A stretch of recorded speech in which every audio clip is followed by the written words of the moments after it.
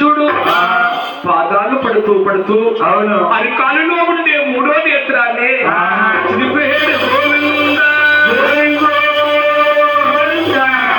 మహావిష్ణు అంటున్నాడు ఏమని నమో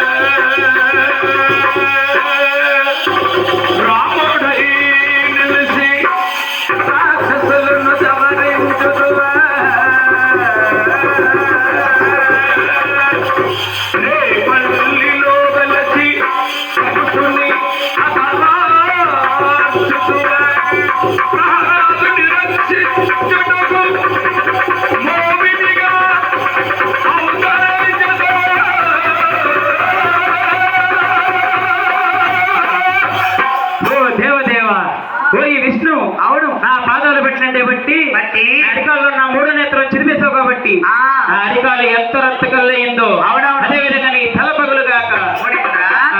నేను నీకు దెబ్బకు దెబ్బ ఇవ్వాలంటే అవును కొల్లవారులలో కొల్లల గోపన్నగా పుడతావు. నేను శేషాద్రికొండల్లో పుట్ట లోపల వేయంతా. అవును రోజు నీ ఆవచ్చి నాకు పాలిస్తుందని ఆవును కొట్టాలనుకుని అవును నా చెంప బదులు కొడతావు మునీంద్ర. అప్పుడే నేను నీకు దెబ్బకు దెబ్బిస్తాను. అయితే మన ఇద్దరు అక్కడే చూసుకుందాం. ఎక్కడా? పొద్దున్న కొట్టుగాడు రోజు నేను మా శిశువు ఎన్నమతాల బాబులు గారు ఆయన కళాబృందాన్ని ఆశీర్వదించి గురువు గారు మన గ్రామం వచ్చారా అని 100 రూపాయలు బాబులు గారు కానుకగా ఇచ్చారు. ఆరోగ్యములు ఇచ్చి వారి వ్యాపారమంతా వారి విదేశమందు సిరిసిరి నవ్వులతో వాడి పంటలతో భాగవాద్యాలు ఇచ్చి సదా వల్లప్పుడు కాపాడొచ్చుగాక. వాసుదేవ గారు మా శిశువుడు గారే 100 రూపాయలు కానుక ఇచ్చారు. ఆరోగ్యములొచ్చి వారి వ్యాపారమందు వారి విదేశమందు సిరిసిరి నవ్వులతో వాడి పంటలతో భాగవాద్యాలు వారికి ఇచ్చి కనకే గారిని కాపాడొచ్చుగాక. వాసుదేవ మహావిష్ణు లక్ష్మీదేవి లేక బాధపడిపోతున్నాడమ్మా. ఎలాగండి? లక్ష్మి ఎక్కడికో వెళ్ళావా